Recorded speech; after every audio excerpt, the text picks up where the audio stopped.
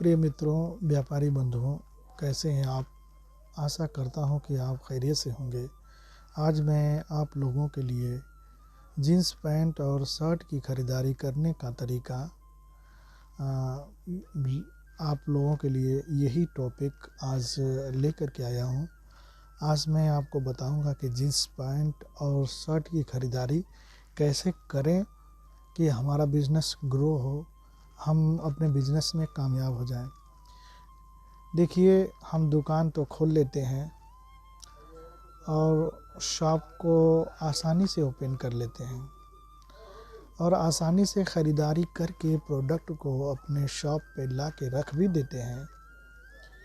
और यही हमारा मामूल होता है, यही हमारा तरीका होता है कि हम बड़े बड़े होलसेलरों के पास जाते हैं और जो वो सामान दिखाते हैं, जैसे कि हमें जीन्स पैंट ख़रीदना है और शर्ट ख़रीदना है, तो मैं उनके काउंटर पे गया और जाने के बाद वो जो पैंट हमको दिखाए 400 रुपये की, 500 रुपये की, 600 रुपये की, 800 रुपये की, 1000 रुपये की, बगैर सोचे, बगैर समझे, बगैर काउंटिंग किए, बगैर लिस्ट बनाए, जो हमें पसंद होता है उसकी ख़रीदारी हम कर लेते हैं और ला के अपने शॉप पे रख देते हैं। और जो मार्जिन हमारा तय होता है उस पे मार्जिन रख के हम अपना बिक्री शुरू कर देते हैं। यही ना करते हैं। देखिए, बिज़नेस में, कारोबार में एक ख़रीदारी करने का भी एक तरीका होता है और बिक्री करने का भी एक तरीका होता है। अगर ख़रीदारी करने का तरीका आपको पता होगा, बिक्री करने का तरीका आपको पता होगा, तो आप आसानी से अपने प्रोडक्ट को, अपने सामान को आसानी से आप बिक्री कर लेंगे। अगर ख़रीदारी का तरीका और सलीका पता नहीं होगा तो जैसे ही होगा अपने जहन के मुताबिक ख़रीद के लाएंगे और दुकान पे रखेंगे, शॉप पे रखेंगे और परेशान रहेंगे।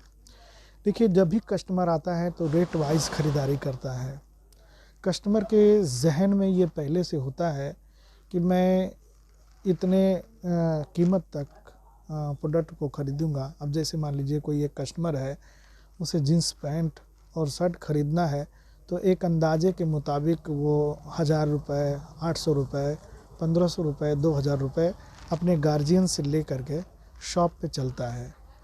तो उसका भी एक डाउट जो है क्लियर होता है कि हमें ख़रीदारी इतने की कर लेनी है।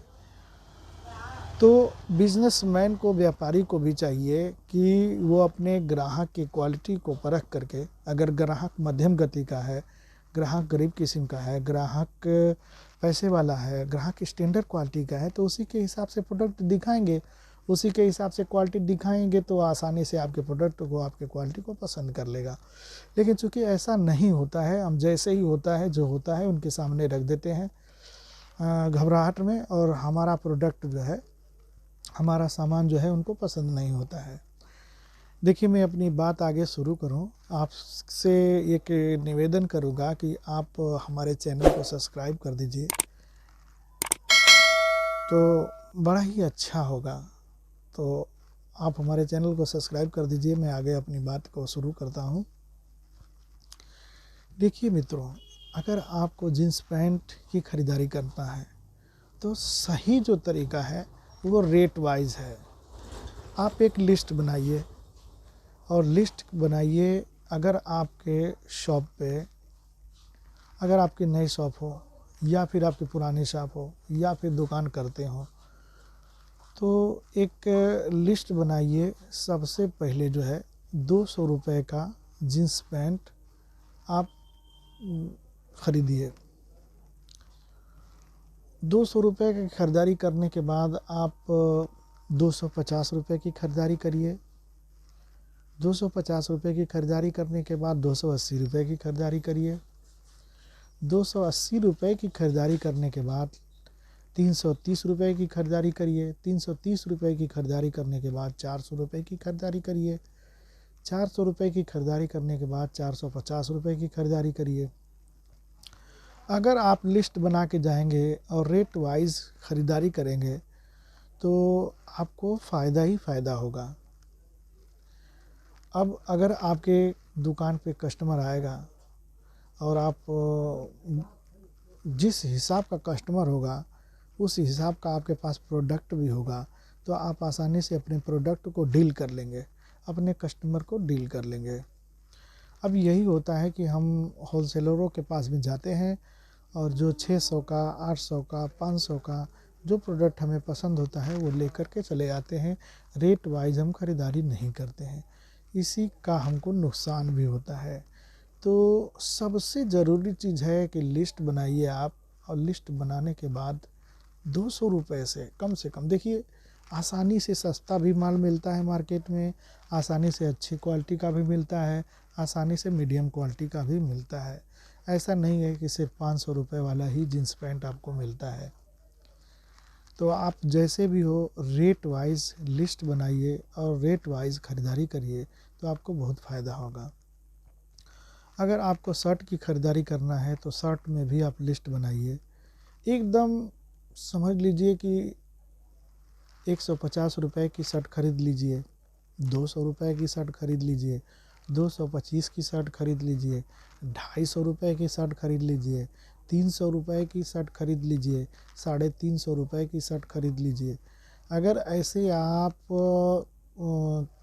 4-4 पीस, 6-6 पीस खरीदारी करेंगे और जो है 600 रुपये तक की आप खरीदारी कर लेंगे, तो ज़्यादा आपका बैलेंस भी नहीं होगा। कम पैसे में जो है 25,000 रुपये में, 30,000 रुपये में आपका शर्ट की भी खरीदारी हो जाएगी और 30,000 35,000 रुपये में आपके पैंट की भी खरीदारी हो जाएगी। तो अगर रेंज से आपकी खरीदारी रहेगी तो जो भी कस्टमर, जो भी ग्राहक आपके दुकान पे आएगा, आप आसानी से कस्टमर को और ग्राहक को परख करके दिखाएंगे कि ये कस्टमर इतने की खरीदारी करने वाला है, तो आप 200 का भी दिखा देंगे, 250 का भी दिखा देंगे, 300 रुपये का भी दिखा देंगे और आपका आसानी से प्रोडक्ट बिक जाएगा। तो आप इसी तरह से अगर ख़रीदारी करेंगे तो आपको बहुत ही फ़ायदा होगा। अगर आपको टी शर्ट ख़रीदना है तो टी शर्ट की ख़रीदारी कर लीजिए। अगर जैसे मान लीजिए 10,000 रुपये का आपको टी शर्ट ख़रीदना है तो आप लिस्ट बना लीजिए। 110 रुपये का भी टी शर्ट की खरीदारी करिए, 150 रुपये की टी शर्ट की खरीदारी करिए, 180 रुपये की टी शर्ट की खरीदारी करिए, 200 रुपये की। अब इसमें 250 और 300 रुपये के भी टी शर्ट की खरीदारी 4-4 पीस, ज़्यादा नहीं, 4-4 पीस 4-4 पीस करके। अगर छोटे व्यापारी हैं तो 4-4 पीस, अगर ज़्यादा आपकी सेलिंग अच्छी है तो 8-8 पीस कर लीजिए, 12-12 पीस कर लीजिए, तो ये बहुत ही बढ़िया होगा। अच्छा, ये चीज़ और है कि अगर आप छोटे व्यापारी हैं तो आपको मैं सलाह दूंगा कि आप अपने इलाके से, अपने शहर से ख़रीदारी करें। अगर आपकी सेलिंग अच्छी है, अगर आपकी बिक्री अच्छी है, जैसे मान लीजिए हफ्ते में आप जो है लाख रुपए की बिक्री कर लेते हैं, एक दिन में जो है 10,000 12,000 की बिक्री करते हैं, तो आपका हफ्ते में जो है 70,000 80,000 रुपये का बिक्री हुआ। अगर अच्छी बिक्री करते हैं तो आपको मैं यही सलाह दूंगा कि आप जो है हब से ख़रीदारी करें। जैसे हब जो होता है, रेडीमेड का हब जो है गांधीनगर दिल्ली में है, सीलमपुर में है, और जो है कलकत्ता मटिया बुरुज हाट में है। वहाँ भी कायदे का जींस पैंट जो है कम कीमत का जींस पैंट अच्छी क्वालिटी का मिलता है। तो आप हब से एक अच्छे व्यापारी से ख़रीदारी करेंगे तो आपको बहुत ही फ़ायदा होगा। अगर आप छोटे बिजनेसमैन हैं तो आप अपने इलाके से ख़रीदिए, कम पूंजी में ख़रीदिए। और अगर ख़रीदारी करने जाइए तो ऐसा नहीं है, अगर आप 200 रुपये का जींस पैंट मांगते हैं, अगर वो दुकानदार नहीं दिखा पाता है तो दूसरे दुकानदार के पास जाइए। दिल्ली की क्वालिटी अगर नहीं मिलती है तो कलकत्ता की क्वालिटी की खरीदारी करिए। अगर रेट वाइज, रेट वाइज कहने का मतलब ये है कि एक लिस्ट बना लीजिए और लिस्ट पे लिखिए आप जो है कलम से 200 रुपये गुणे 400 रुपये का जींस पैंट 4 पीस, 220 रुपये गुणे 4 पीस का जींस पैंट 4 पीस, ऐसे करके जो है आप लिस्ट बनाइए और रेट वाइज ख़रीदारी करिए। मैं बाहर बहुत से दुकानदारों को देखा हूँ कि वो बस ऐसे ही कर लेते हैं कि हमें 40 पीस जीन्स लेना है, 40 पीस शर्ट लेना है, 40 पीस टी शर्ट लेना है, ऐसे ही काउंटिंग कर लेते हैं और काउंटर पे खड़े हो जाते हैं और जो दुकानदार उनको दिखाता है अब मान लीजिए चाहे टी शर्ट लेना है तो अब 250 रुपये का काहे नहीं टी शर्ट पसंद में आ जाए, वो 250 का ही खरीद के लाएंगे। 300 का पसंद में आ जाए तो 300 का ही खरीद के लाएंगे। इससे नुकसान ये होता है कि जब 250 रुपये का प्रोडक्ट लाएंगे, अगला कस्टमर आएगा और उस कस्टमर को 200 रुपये में ही चाहिए। तो आपकी खरीदारी जब 250 रुपये की है तो आपका टैक्स वगैरह भाड़ा किराया जोड़ करके वो तो आपको 260 का पड़ ही जाएगा। तो आप जो है 10% 15% मार्जिन पे बिजनेस करते हैं तो वो 300 रुपये आपको करना पड़ेगा, जबकि आपके कस्टमर को 200 रुपये का ही सामान चाहिए। तो अगर आप अच्छी खरीदारी किए रहेंगे तो आपको बहुत ही बेनिफिट मिलेगा। मैं ज़्यादा वीडियो लंबी नहीं करना है, शॉर्ट में ही जो बातें हैं वो मैं आपको बता दी है। और फिर इसके बाद जो है मैं आपके लिए कोई ना कोई जो है टॉपिक जो है लेकर के आऊँगा। आप हमारे चैनल को सब्सक्राइब कर दीजिए।